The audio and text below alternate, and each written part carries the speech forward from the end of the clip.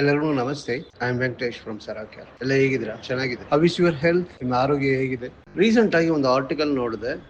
ಅದರಲ್ಲಿ ಕರ್ನಾಟಕದಲ್ಲಿ ಮಾತ್ರ ಒಂದು ಬ್ರಾಂಡೆಡ್ ಹಾಸ್ಪಿಟಲ್ ಒಂದು ವರ್ಷಕ್ಕೆ 64,000 crores ರೆವೆನ್ಯೂ ಮಾಡಿದ್ದಾರೆ, ಟರ್ನ್ ಓವರ್ ಮಾಡಿದ್ದಾರೆ. 64,000 crores ರೆವೆನ್ಯೂ ಮಾಡಿದ್ದಾರೆ ಅಂದ್ರೆ ಹೆಂಗೆ ರೆವೆನ್ಯೂ ಮಾಡಿದ್ರು? How it's app? ಹೆಂಗೆ ಅಂದ್ರೆ ನಮ್ಮ ಜನಗಳಿಗೆ ಕಾಯಿಲೆಗಳು, ಪ್ರಾಬ್ಲಮ್ಸ್, ಡಿಸೀಸ್, ಅದಕ್ಕೋಸ್ಕರ ಅವ್ರು ಟ್ರೀಟ್ಮೆಂಟ್ಗೆ ಹೋಗ್ತಾ ಇದ್ದಾರೆ. ಲಕ್ಷಾಂತರ ಜನ ಹೋಗ್ತಾ ಇದ್ದಾರೆ. ಲಕ್ಷಾಂತರ ಜನ ಹೋಗುವಾಗ ಆ ಒಂದು ಹಾಸ್ಪಿಟಲ್ 64,000 ರೆವೆನ್ಯೂ ಮಾಡಿದ್ದಾರೆ. ಎಷ್ಟೋ ಜನಗಳು ಸೈಟ್ ಸೇಲ್ ಮಾಡಿ ಡಯಾಲಿಸಿಸ್ ಮಾಡ್ತಾ ಇದ್ದಾರೆ, ಸಾಲ ತಗೊಂಡು ಹಾಸ್ಪಿಟಲ್ ಕಟ್ತಾ ಇದ್ದಾರೆ. ಹಾಸ್ಪಿಟಲ್ ಬಿಲ್ಸ್ ನೋಡುವಾಗ 15 lakhs, 12 lakhs, 10 lakhs, 5 lakhs ಈ ತರ ಎಲ್ಲ ಒಂದು ಹಾಸ್ಪಿಟಲ್ ಬಿಲ್ಸ್ ಇದೆ. ಒಂದು ಫ್ಯಾಮಿಲಿಯಲ್ಲಿ ಒಬ್ಬರಿಗೆ ಕಾಯಿಲೆಗಳು ಅಂದ್ರೂ ಇಟ್ಸ್ ವೆರಿ ಡಿಫಿಕಲ್ಟ್. ಆ ಫ್ಯಾಮಿಲಿನ ಹಂಗೆ ಸ್ಟಕ್ ಆಗುತ್ತೆ ಫೈನಾನ್ಷಿಯಲಿ. ಸೊ ಏನಕ್ಕೋಸ್ಕರ ಇಷ್ಟು ಕಾಯಿಲೆಗಳು, ಇಷ್ಟು ಖರ್ಚುಗಳು?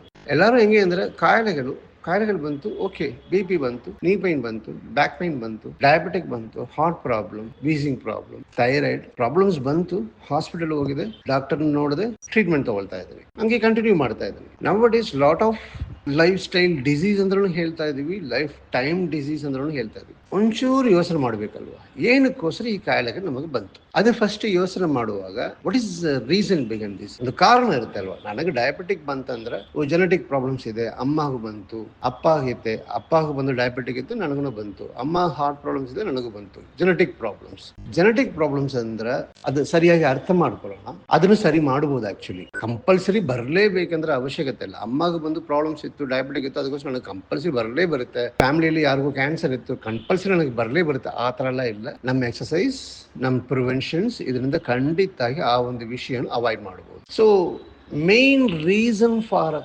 ಇಷ್ಟು ಕಾಯಿಲೆಗಳು ಬಂತಲ್ವಾ, what is the reason behind that? ಅದಕ್ಕೆ ಏನು ಒಂದೇ ಒಂದು ಕಾನ್ಸೆಪ್ಟ್ ಹೇಳ್ತಾರಂದ್ರೆ, ನೀವು ಶ್ವಾಸ ಮಾಡುವಂತ ಗಾಳಿ, ನೀವು ಕುಡಿಯುವಂತ ನೀರು, ನೀವು ಮಾಡುವಂತ ಊಟ.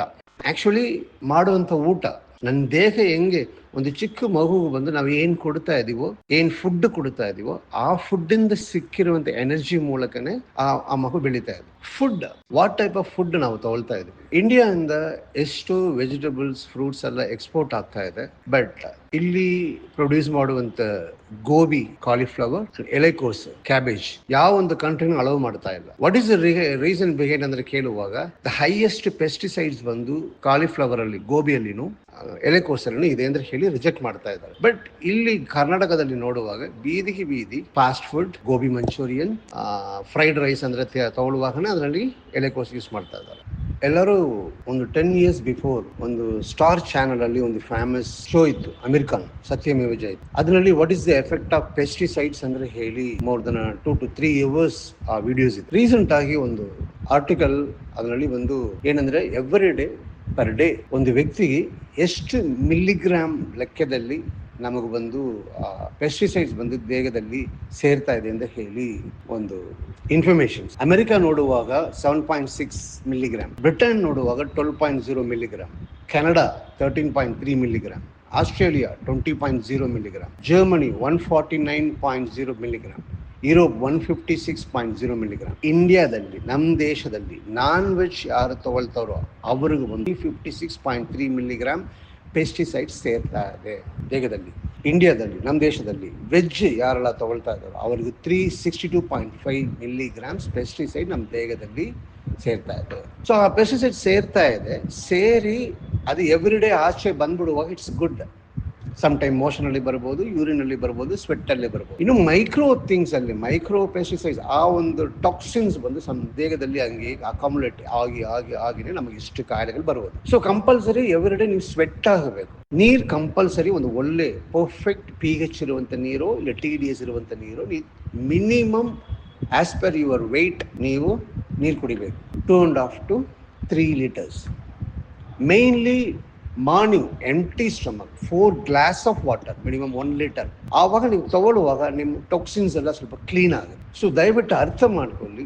ಪ್ರಾಬ್ಲಮ್ಸ್, ನೀವು ಚೆನ್ನಾಗಿನೇ ಇರ್ತೀರಾ, ಎಲ್ಲರೂ ಅಪ್ ಟು 30 years ಬರೀ ನಾವು ಓಡ್ತಾನೆ ಇದೀವಿ. ವಿ ನೀಡ್ ನಮ್ಮ ಫ್ಯಾಮಿಲಿ ಇದೆ, ಅಮ್ಮ ಅಪ್ಪ ಇದ್ದಾರೆ, ದೊಡ್ಡ ಫ್ಯಾಮಿಲಿ ಇದೆ, ನಮಗೆ ಮುಂದೆ ಕರ್ತವ್ಯ, ಡ್ರೀಮ್ಸ್ ಇದೆ, ನಮ್ಮ ಮಕ್ಕಳು, educations, everything is good, correct. ನಾವು ಓಡಬೇಕು. ಅದೇ ಸಮಯದಲ್ಲಿ ಆ ಓಡಕ್ಕೆ, ನಮ್ಮ ಫ್ಯಾಮಿಲಿನ ಕಾಪಾಡೋಕ್ಕೆ, ನಮ್ಮ ಮಕ್ಕಳನ್ನ ಕಾಪಾಡೋಕ್ಕೆ, ಆ ಡ್ರೀಮ್ಸ್ನ, ಆ ಕನಸನ್ನು ಬಂದು ರೀಚ್ ಮಾಡೋಕ್ಕೆ ಈ ದೇಹನೇ ಹೆಲ್ಪ್ ಮಾಡಬೇಕಲ್ವಾ. ಆ ದೇಹನ ಸ್ವಲ್ಪ ಚೆನ್ನಾಗಿ ನೋಡ್ಕೊಳ್ಳಿ. ಇವಾಗ ನೀವು ಈ ಹೆಲ್ತ್ನ ಚೆನ್ನಾಗಿ ನೋಡ್ಕೊಳ್ಳುವಾಗ ಮುಂದೆ ಬಂದು ನಾವು ಅದಕ್ಕೋಸ್ಕರ ಹಣ ಖರ್ಚು ಮಾಡಬೇಕಾಗಿಲ್ಲ.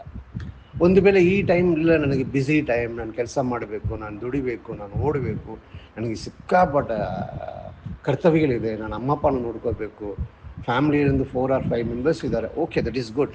ನಮ್ಮ ದೇಶದಲ್ಲಿ ಆ ಥರ family bonding, joint families is very good. But health is very importance. Now days ಬಂದು ಒಂದು ಬ್ರ್ಯಾಂಡೆಡ್ ಹಾಸ್ಪಿಟಲ್ ಕಂಪನಿ ಬಂದು 65,000 crores ಒಂದು ವರ್ಷಕ್ಕೆ ಒಂದು ಹಾಸ್ಪಿಟಲ್, ಒಂದು ಬ್ರ್ಯಾಂಡೆಡ್ ಹಾಸ್ಪಿಟಲ್, ನಾನು ಅದು ಹೆಸರು ಹೇಳಲ್ಲ, 65,000 crores ಬಂದು ಅವರು ರೆವೆನ್ಯೂ ಕ್ರಿಯೇಟ್ ಮಾಡಿದ್ದಾರೆ ಅಂದರೆ ಎಲ್ಲರೂ ಕಷ್ಟಪಟ್ಟು ದುಡಿದು ಹೋಗಿ ಹಾಸ್ಪಿಟಲ್ಗೆ ಕೊಟ್ಟಿದ್ದಾರೆ ಅಂದರೆ ಅರ್ಥ. ಆ ಒಂದು ಹಣ ಅವ್ರ ಮನೆಯಲ್ಲಿ ಇರುವಾಗ, ಸೇವಿಂಗಲ್ಲಿ ಇರುವಾಗ ಹೆಂಗಿರುತ್ತೆ. ಸೊ ದಯವಿಟ್ಟು prevention is better than cure. ಬರೋದ್ರ ಮುಂಚೆನೇ ಕಾಪಾಡೋದು ಒಳ್ಳೆಯದು. ಸೊ ನೀವು ಶ್ವಾಸ ಮಾಡುವುದು ಒಳ್ಳೆ ಗಾಳಿಯಾಗಿರಬೇಕಾಗತ್ತೆ. ನೀವು ಕುಡಿಯುವಂಥ ನೀರು ಇಸ್ ವೆರಿ ಇಂಪಾರ್ಟೆನ್ಸಿ.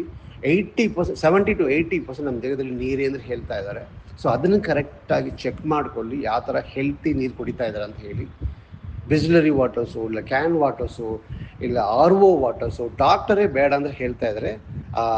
ಪೇಪರ್ಸ್ ಎಲ್ಲ, ರಿಸರ್ಚ್ ಪೇಪರ್ಸ್ ಎಲ್ಲ ಇದೆ, ಬೇಕಂದ್ರೆ ಅವ್ರ ಹತ್ರ ನೀವು ಕೇಳ್ಬೋದು. ಸೊ ನೆಕ್ಸ್ಟ್ ಒಂದು ಫುಡ್, ಸಿಕ್ಕಾಪಟ್ಟೆ ಪೆಸ್ಟಿಸೈಡ್ಸ್. ನಮ್ಮ ದೇಶದಲ್ಲಿ ಎಷ್ಟೋ ಪೆಸ್ಟಿಸೈಡ್ಸ್ ಬಂದು ಬ್ಯಾನ್ ಮಾಡಿದ್ದಾರೆ, ಇರುವಾಗಲೂ ಆ ಪೆಸ್ಟಿಸೈಡ್ಸ್ ಯೂಸ್ ಮಾಡಿನೇ ಬಂದು ನಮಗೂ ತರಕಾರಿಗಳು ಸಿಗ್ತಾ ಇದೆ.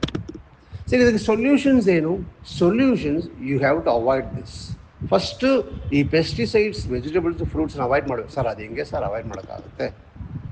If you go for organic ಅಂದರೆ ನಾವು ಹೋಗುವಾಗ ಇಟ್ಸ್ ವೆರಿ ಎಕ್ಸ್ಪೆನ್ಸಿವ್.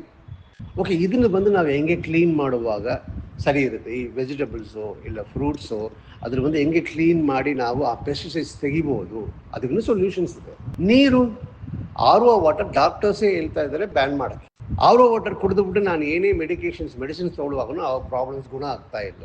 ಸೊ ದಯವಿಟ್ಟು ಸಿಂಪಲ್ ಆಗಿ ಒಂದು ಸೊಲ್ಯೂಷನ್, ಏನಕ್ಕೋಸ್ಕರ ನಮಗೆ ಈ ಕಾಯಿಲೆಗಳು ಬಂತು, ಫಸ್ಟ್ ಅದನ್ನು ಸ್ವಲ್ಪ ಕ್ಲಾರಿಟಿ ತೊಗೊಳ್ಳಿ. ನೀವು ಕುಡಿಯುವಂಥ ನೀರು, ನೀವು ಊಟ ಮಾಡುವುದು, ಅದನ್ನು ನೀವು ಸರಿ ಮಾಡುವಾಗ ನಿಧಾನವಾಗಿ ವಿತಿನ್ ಒಂದು 120 days ಇಲ್ಲ 3 or 4 monthsಲ್ಲಿ you can solve your health problem. Thank you very much. Prevention is better than health. So regular ಮಾಡಿ. ಥ್ಯಾಂಕ್ ಯು ವೆರಿ ಮಚ್.